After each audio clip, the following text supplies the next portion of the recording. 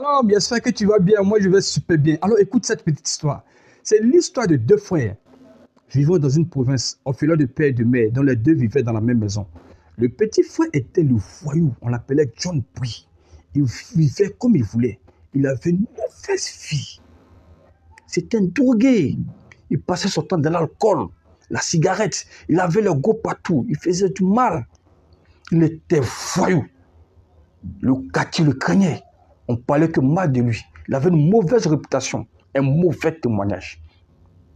Par contre, le grand frère, c'est Zéléto. Le Zéléto était un enfant de Dieu. Il était consacré pour Dieu, consacré à Dieu. Il passait son temps dans le jeûne, dans la prière, dans la méditation de la parole.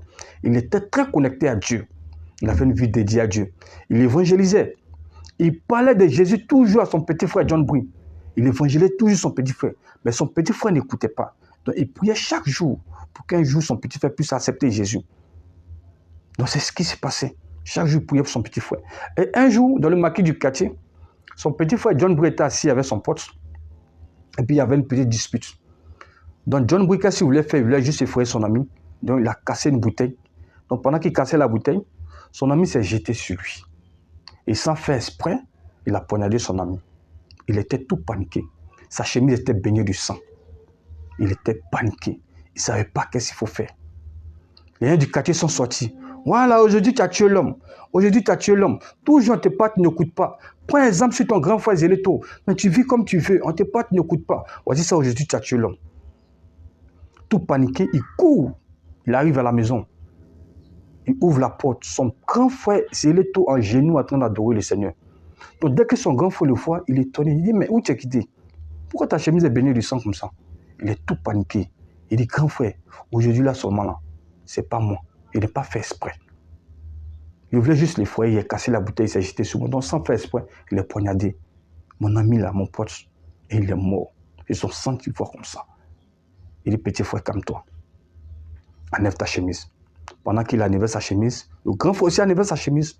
Donc le grand frère a échangé la chemise. Il a pris la chemise du petit frère, et il l'a porté. Et il a donné sa chemise à son petit frère, John Brie.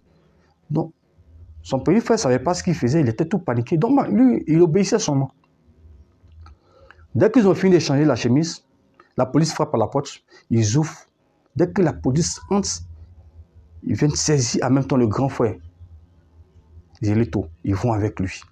Parce que c'est lui, sa chemise était baignée de sang. Donc, c'est sans réfléchir, c'est lui qui est l'auteur du crime. On l'envoie en prison.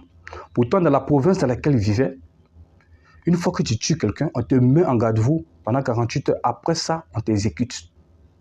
C'est-à-dire, on te tue aussi. Donc, le petit frère était là, il ne comprenait rien. Il était tout paniqué.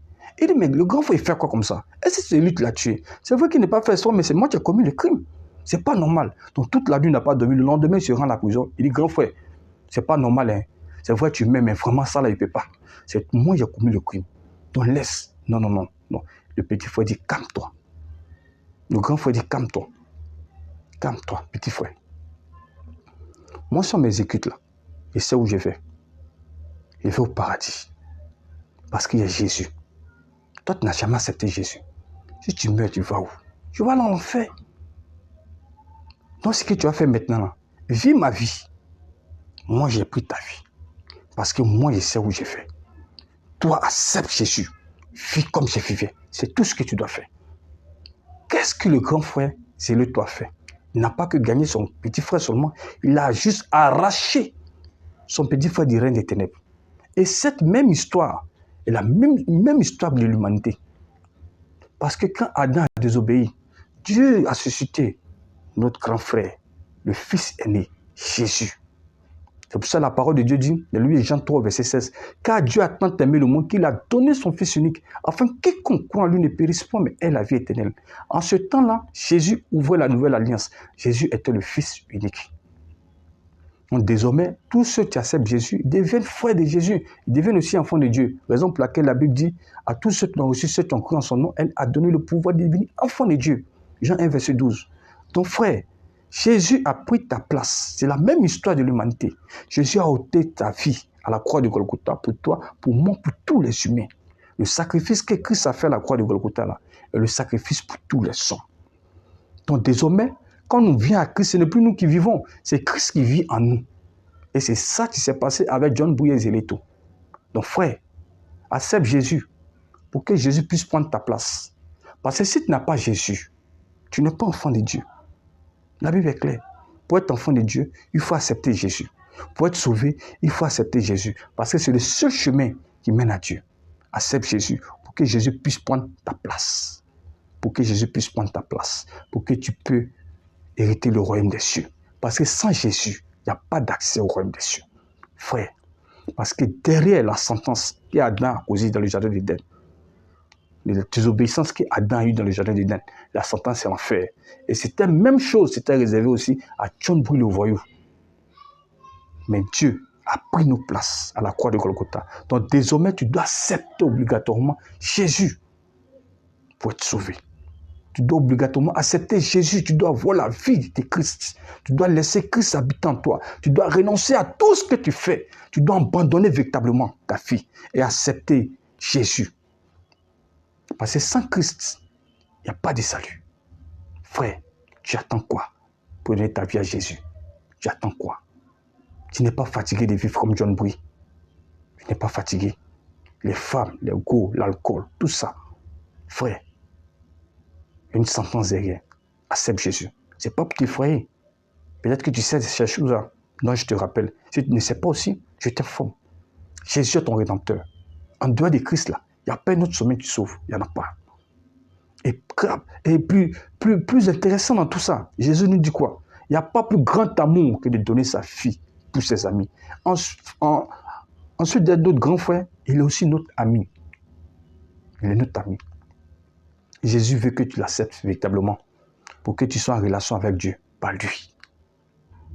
Il veut que tu sois en relation avec lui. Il veut que tu aies une communion avec lui. Parce que la vie chrétienne, c'est d'avoir une relation avec Dieu à la personne de Jésus-Christ. Accepte Jésus maintenant. Parce qu'à ta mort, vraiment, frère, ça sera catastrophique.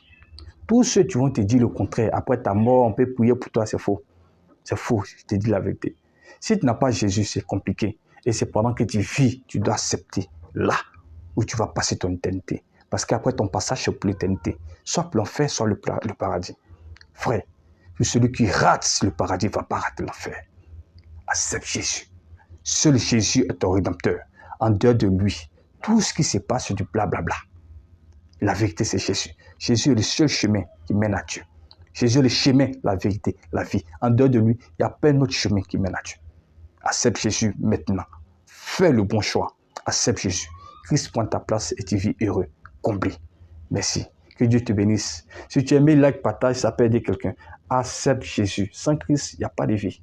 Au revoir. À bientôt.